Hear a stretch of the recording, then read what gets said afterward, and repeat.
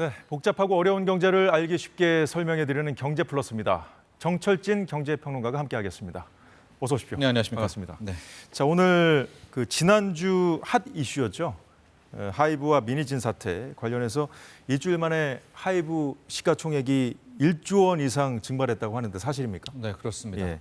단기 악재로 봐야 되는 걸까요, 그러면? 현재까지는 그런데요. 이제 지난 22일이었었죠. 하이브 측에서 어도 미니진 대표가 경영권 찬탈의 의도가 있었다라는 속보가 나오게 되면서 예. 그날 주가가 7.8% 종가 기준입니다. 급락을 했었고요. 예. 이 다음 날도 1% 넘게 이제 하락을 했었습니다. 그런데 이제 이틀이 지나면서 시장에서는 뭐 어떻게 됐던 내용이 있었던 뉴진스가 완전하게 하이브를 떠나지는 않는 것 아니냐. 예. 이런 좀 안도감이 있으면서 좀 보합권에서 마감을 했다가 그리고 민희진 대표의 논란의 기자회견이 있었던 날 아니겠습니까? 네. 그 기자회견을 지켜보고 나서 이거는 좀 상황이 더 극단으로 치달을 수 있겠다. 왜냐하면 주식시장이라는 것은 그 일말의 가능성까지도 그런 리스크도 반영하지 않습니까? 그래서 네. 민희진 대표의 기자회견 후에 거의 4.95%, 5% 가까이 또 한 번 급락을 합니다. 그런데 현지 시각으로는 오늘 종가로는 이제 1%, 1.7%대 반등을 해서 끝이 났는데요. 아마도 오늘 좀 기술적 반등은 뉴진스의 뮤직비디오가 나왔었는데 여전히 좀 인기가 상당했었고 반응도 괜찮았기 때문에 예. 그래 최악이 뭐겠습니까? 뉴진스가 완전히 하이브를 떠나는 것 그리고 대중이 이번 내용 때문에 뉴진스를 미워하거나 좀 그런 좀 부정적인 견해를 갖는 예. 것이 가장 두려운 것이잖아요. 이 하이브 주가에서는. 근데 그런 것은 아니다라는 좀 어느 정도 안정세를 찾지 않았나라고 보여집니다. 네, 그런데 시간이 좀 지나면서 이 하이브하고 미니진 대표 간의 이 갈등의 출발점이 뭐였는지 네. 다들 궁금했었는데 거기에 대한 얘기들이 하나둘 나오고 있더라고요. 네. 예. 이게 이제 돈 때문이다. 아니다. 돈이 아닌 명예 때문이다라고 이제 이야기가 좀 맞서고 있습니다. 네. 기자회견에서 민진 대표는 자기는 이제 명예를 중요시하는 사람이다라고 이야기했는데 이제 하이브 측은 계속해서 보도 자료를 내면서 실은 그 저간에는 돈 문제가 있었다라는 건데요. 예. 이 두 가지가 거의 둘 다 맞다라고 보여집니다. 그러니까 정확히 표현한 것은 민희지 대표가 얘기하는 것은 자기가 해놓은 실적에 비해서 예. 보상이 적었다라는 것을 중요한 것 같아요. 그러니까 자기 연봉이 20억이었었는데 박지원 대표가 10억을 받았다라는 것. 근데 예. 여러분도 아시겠지만 뉴진스의 매출이 1,100억이지 않습니까? 그러니까 작년에 이룬 매출액이 그렇습니다. 1,100억이죠. 예, 영업이익은 예. 260억이 넘고 그러니까 자기가 이룬 업적에 비해서 보상이 적었다라는 건데요. 그러니까 이걸 놓고 하이브는 돈 때문이잖아라는 거고 민진 대표는 내 능력을 평가를 못 받았다. 아마 이런 쪽에서 그러니까 돈 문제다가 맞다 아니다는 아마도 이런 것들에 대해서 우리 대중마다 해석이 좀 엇갈릴 것 같다라고 볼 수가 있겠고 결국은 그 성과와 보상의 문제로 귀결될 수밖에 없는 그렇습니다. 상황인데. 예, 그럴 수밖에 없다라고 예. 보여지고 있고요. 또 하나가 이제 하이브 측에서는 민희진 대표가 돈 때문에 좀 과도한 요구를 했다라는 게 그 풋옵션 행사에 대한 이야기들이 계속해서 풋옵션이요? 나오고 예. 있습니다. 풋옵션이라는 것은 팔 수 있는 권리잖아요. 좀 어려운데 그래도 쉽게 얘기하면 어도라는 회사는 주식시장에 상장돼 있지 않습니다.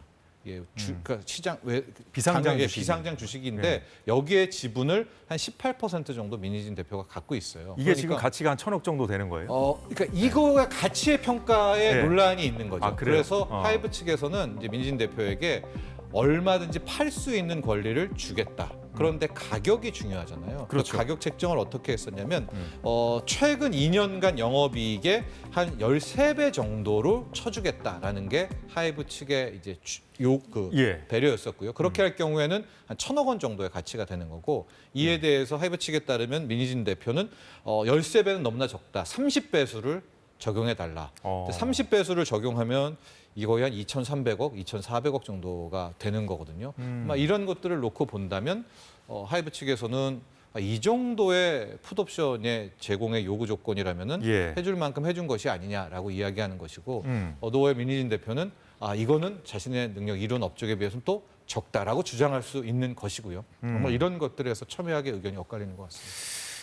그렇다면 양측의 갈등이 극적으로 타결될 것인지 현재로서 가능성이 커 보이진 않는데 네. 아니면 법적 다툼으로 이어질 것인지 어느 쪽 가능성이 더 크다고 보시죠? 저는 법적 다툼으로 갈 수밖에 없다라고 보여지고 있습니다. 왜냐하면 민희진 대표도 그 정도까지의 기자회견을 했다라는 것은 이 어디에서 접점을 찾는다거나 화해를 하려고 했다면 이렇게 극단으로 가지는 않았었겠죠. 그다음에 그 기자회견이 끝난 다음에 하이브 예. 측에서 지금까지 계속해서 내는 보도자료라든가 일관된 자세는 법적으로 가겠다. 예, 예. 법정 다툼으로 그렇군요. 가서 현재 민희진 대표가 저질렀던 이런 행동들이 계약 위반인 것이고 어떤 조항이 또 하나가 있냐면 앞서 이제 민희진 대표 같은 경우에는 어도어의 지분을 팔 수 있는 권리, 예. 어떤 특정 가격에 풋옵션을 가졌다라고 했잖아요. 예. 반면에 하이브는 특정 수준으로 살 수 있는 권리를 또 갖고 있습니다. 콜옵션을 아, 갖고 있어요. 그러니까 그렇군요. 예. 만에 하나 법정 다툼으로 가서 이번에 귀책 사유가 민희진 대표에 있다라고 한다면 이제 민희진 대표가 갖고 있는 어도어의 지분을 또 사올 수 있는 권리를 양측에 예. 갖고 있어서 결과적으로 여기에서 어떤 화해의 국면보다는 법원 다툼으로 갈 가능성이 높아 보입니다. 근데 민희진 대표는 본인이 보유한 그 주식을 자유롭게 팔 권리도 권한도 없는 겁니까? 내년에 있죠. 내년 내년에 1월에 생긴다? 있는데 왜냐하면 그것을 비상장 주식이기 때문에 가격을 뭐 친다거나 예. 또 그걸 매수자를 찾기가 어렵잖아요. 그랬기 때문에 풋옵션을 행사하는 것이 굉장히 유리하죠. 왜냐하면 풋옵션의 상대자는 하이브가 사주는 것이고요. 네. 그 가격도 앞서 말한 것처럼 영업이익, 2년간 영업이익에 또 뭐 지분율대로 계산해 주는 이런 부분이 있기 때문에 계속 말씀드리면 13배 정도라면 예. 내년 1월 정도에는 한 1,000억 원대의 가치로 팔 수 있었던 권리가 있었던 거죠. 자, 그렇다면 민 대표가 향후에 만약에 네. 그 하이브하고 이제 소송에 들어가고 소송전으로 갈 경우에 네. 법적 책임을 지게 된다면 하이브가 민희진 대표 몫의 어도어 주식을 네. 좀 이렇게 사들이는 권한도 있다고 앞서 말한 하셨잖아요. 콜옵션이죠. 헐값에 다시 사들일 수도 있습니까? 그렇죠. 그럴 그런 가능성도 함께 시나리오도 공존하는 건데 예.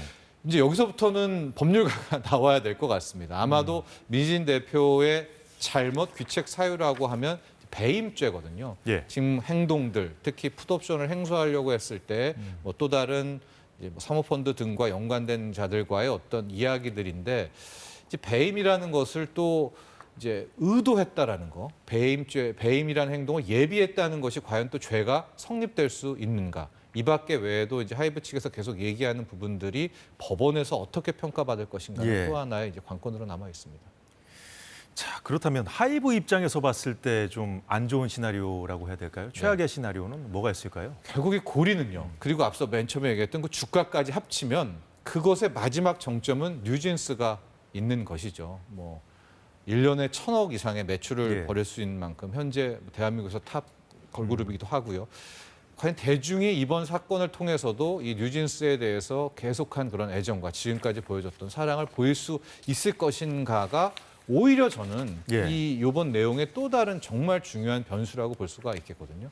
YG 같은 경우에도 실은 뭐 어떤 그 내용들, 뭐 승희 씨나 이런 거의 내용들 이후부터 굉장히 대중들의 부정적 인식이 나오면서 그것도 예. 굉장히 다른 아티스트들까지도 영향을 줬었던 그런 부분들이 있지 않겠습니까? 그래서 오늘 주가가 반등한 부분도 계속 말씀드리지만 일단은 이번에 나왔던 뉴진스의 뮤비가 상당 부분 평가도 좋고 아직까지 대중의 사랑이 뜨겁고 두터운 것을 확인할 수 있었지만은 뭐 민희진 대표 아니면은 방시혁 대표 뭐 이런 어떤 거의 내용 중에서 정말 우리가 놓쳐서는 안 될 부분들은 시장은 과연 뉴진스가 계속해서 실적을 올릴 수 있는가, 계속한 사랑을 받을 수 있는가 예. 여기에 더 많은 관심을 갖고 있을 것 같습니다. 그렇군요.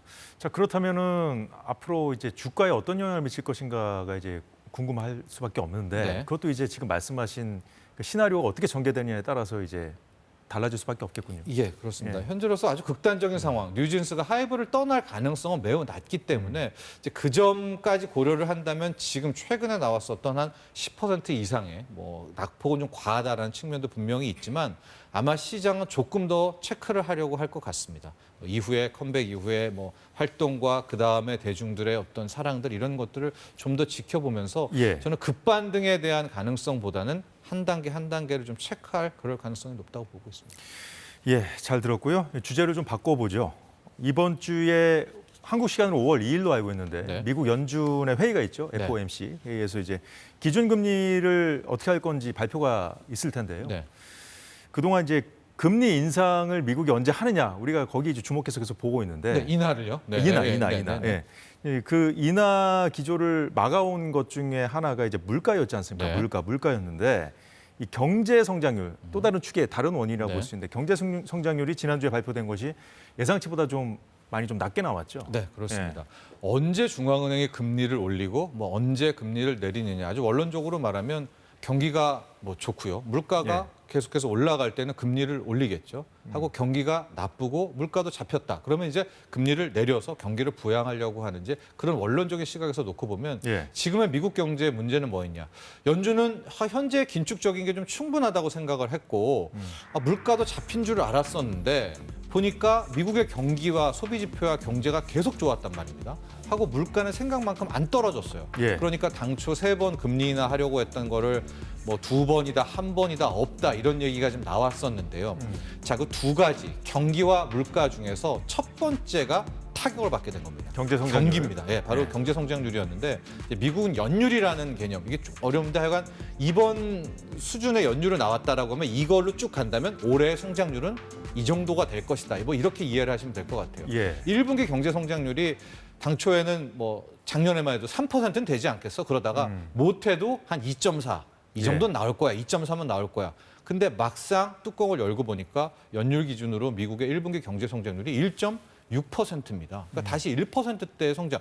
이건 예. 거의 쇼크고 뒤통수를 맞은 거거든요. 그 정도예요? 예, 멈칫멈칫하는 정도. 왜냐하면 워낙 우리가 기대를 크게 가졌기 때문에. 예. 그런데 1분기의 물가 지표를 보니까 거의 PCE 물가는 3%대였단 말이에요. 평균 물가가. 그렇죠. 예, 네. 그러면 이 사이에서 고민을 할 텐데 고민의 결론을 내리기 전에 우리들이 바라보는 시각은 물가는 안 떨어지네.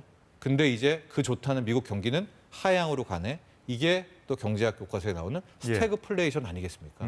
그러니까 과연 이 스태그플레이션이 오는 뭐 아직 왔는지 안 왔는지 모르겠지만 이 초입에 연준의 선택이 굉장히 중요한 거죠. 왜냐하면 물가만 놓고 본다면 금리 인하는 아직은 힘든 것일 텐데 경기를 놓고 본다면 이러다가 멈칫멈칫하다가 그냥 또 바닥으로 무너질 수도 있는 것 아니야? 그러면 이제 경기 쪽을 바라볼 것인가, 물가 쪽을 바라볼 것인가. 거기에 대한 아마 해답이 말씀하신 대로 이제 5월 이제 내일부터 시작해서 5월 1일까지니까 우리 시작에는 목요일 날 이 재료가 반영이 되거든요. 그 FOMC 회의에서 파월 의장의 입에 주목할 수밖에 없겠습니다. 파월 의장의 입에서 네. 어떤 메시지가 나올까요? 저는 이제 다수설은 일단 뭐 다수설과 소수설을 말씀드려야 되는데요. 예. 다수설은 지금까지의 파월 의장이 연초에 잠깐 비둘기로 한번 변했다가 이후에는 계속 매예요.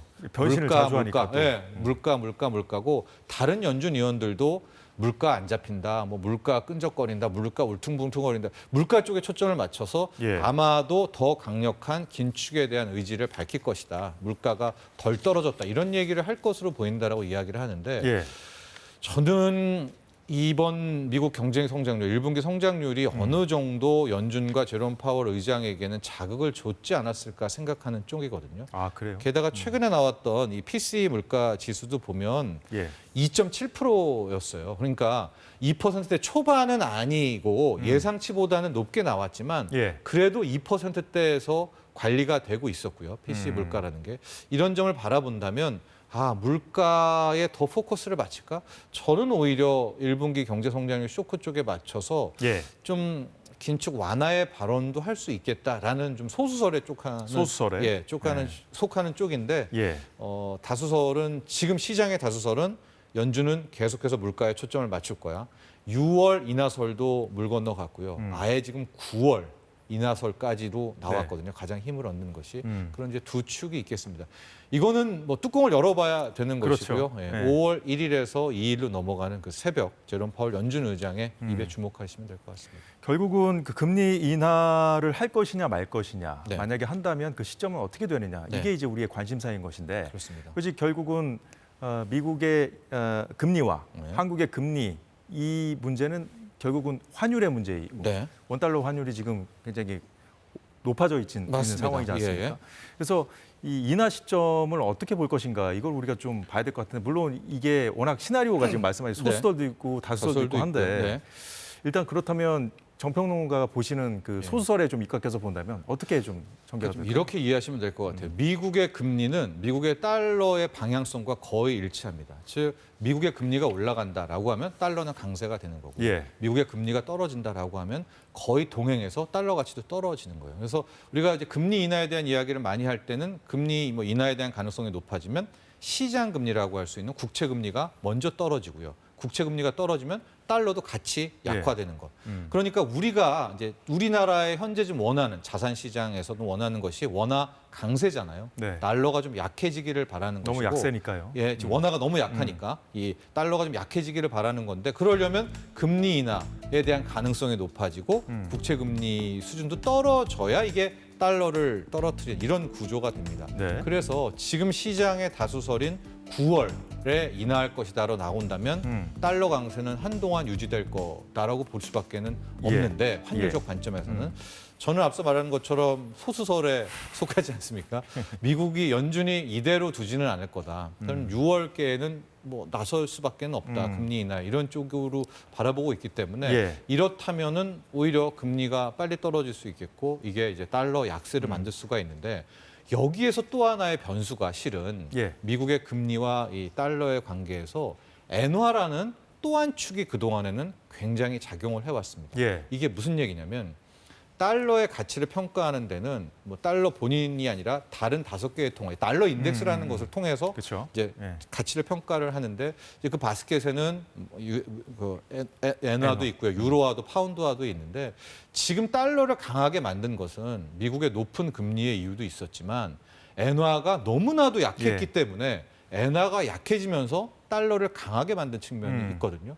근데 엔화가 155엔 때도 뚫리고 152엔 뚫리고 155 뚫리고 158 뚫리고 160엔까지 달러당 엔화는 외환위기 때보다 더 좀 높아졌잖아요. 90년대로 이제 90년으로 돌아가 버렸습니다. 음. 초약세가 보여지면서 예. 달러 강세를 유지해 왔는데요. 한 1시간 반 전쯤, 2시간 전쯤 드디어 일본 금융당국이 시장에 개입을 했습니다. 그래서 이제 달러를 매도하고 예. 엔화를 사는 이제 시장 개입을 해서 160엔대의 엔화를 순식간에 지금 155엔대까지 그러니까 엔화를 강하게 만든 거고요. 이거는 달러 약세. 이 행동이 나오니까 원달러 환율도 1370원대까지 뚝 떨어지는 이런 행태가 보여지고 있어서 예. 지금 우리가 뭐 투자적 관점에서라든가 보면은 달러가 좀 약해지고 원화 강세가 나온다. 이걸 원한다면 두 가지입니다. 하나는 이제 내일 모레 있을 연준에서 미국이 금리 인하에 대한 가능성을 천명한다는 거. 또 다른 하나는 엔화가 여기서 더 강해져야 됩니다. 예. 이쯤에서 만약에 밀려나면은 안 되는데 제가 이제 일본 금융당국이 왜 그러는지를 한번 봐야 되겠지만은 예. 한번 그 계속 의도는 엔화 우리가 좀 흐름도 짚어봐야 될 것 같습니다. 그렇습니다. 일본 은행이 왜 짚어보도록 갑자기 이렇게 나왔는지 네. 그리고 또 미국의 FOMC 회의까지 좀 보고 네. 오늘 요즘에 하도 이제 변동성이 많은 장세라서 네. 좀 지켜봐야겠습니다. 네, 지금까지 정철진 평론가와 함께 경제 이슈 살펴봤습니다. 수고 많으셨습니다. 감사합니다. 네, 오늘 사사건건이 준비한 소식은 모두 전해드렸습니다. 저희는 내일 오후 4시에 다시 찾아뵙겠습니다. 시청해주신 여러분 고맙습니다.